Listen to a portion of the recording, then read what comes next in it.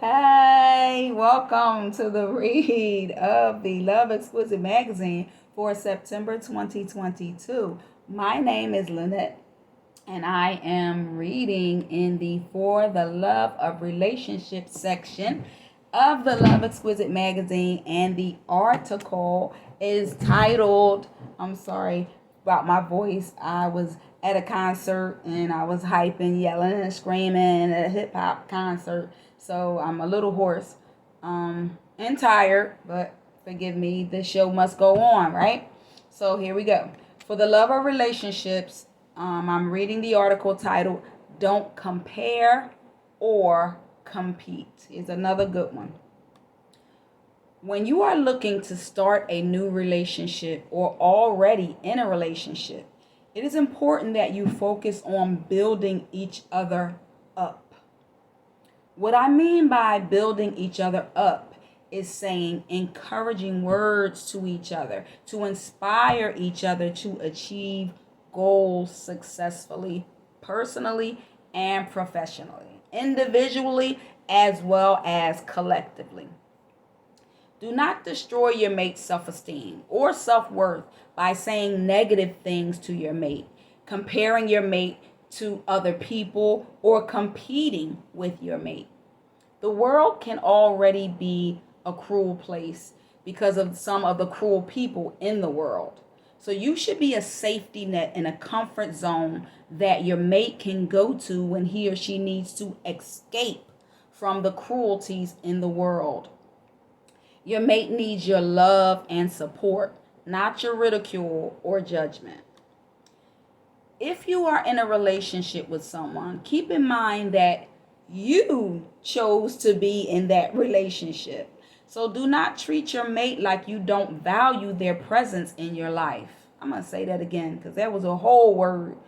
If you, and I wrote this, but I minister to myself sometimes, I tell you. So if you are in a relationship with someone, keep in mind that you chose to be in that relationship. So do not treat your mate like you do not value their presence in your life. Value him or her for choosing you as a partner. You know the ins and outs of what it takes to be with you. So value the person that chooses to deal with that. So when you don't value your mate, it shows by lack of respect for him or her, or the lack of desire to contribute to his or her happiness. So it shows when you don't show your mate that you value them. It comes across as disrespect, and that you don't desire to have them in your life, and that you're not worried about their happiness. It is also important that when you're in a relationship, you do not compare your mate to someone that you are no longer with.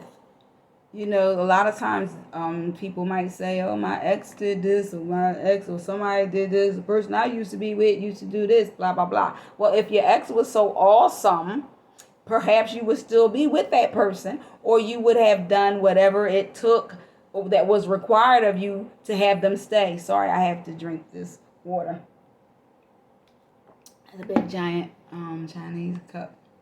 Anyway, when you have moved on into a new relationship, stay in the present with the person you are currently with. And remember again that you chose to be with that person. Nobody's forcing you to stay there. Is your choice. So enjoy the relationship and the excitement of what the newness of relationships bring.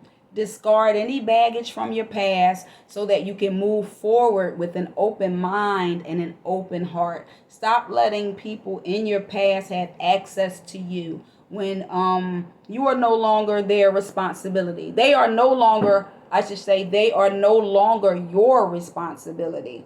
So release them and don't let them interfere into what you have going on right now. So we have to realize that it takes time to build a happy and healthy relationship. A previous relationship where you spent 5 or more years working towards building the relationship and making it better is very different from a relationship that you have only been in for 1 year or less. Sometimes people have these false expectations. They've been in a relationship for 17 years or 13 years or 64 years or 45 years, and then something happens or the person passes away or whatever it is that causes them to be single and have to go out and date again. They want the new person to come in like the old person was. But it's like, wait a minute, he didn't come like that or she didn't come like that. Y'all built that. Over time, you work together to build what y'all had at 15 years, at 13 years, at not at year one. So or less. So take off that expectation and work together to build each other up. The 1 year or less relationship is not going to be as polished in the beginning, just like the previous relationship wasn't that polished in that short amount of time. It took a few years for the two of you to learn how to be better partners to each other. So allow the new person that same grace. So if you are in a newer relationship or just dating, and the person you meet or met, as the saying goes, doesn't dot all your I's or cross all your T's, stop looking for the ball to drop. Stop looking for something to be wrong with that person. But instead, get to know the person. Transparently communicate with the person about your likes and dislikes without insulting or offending him or her with your words when they may not do or say or act the way that you think they should. People will respect how you feel when you state what you feel in an appropriate manner.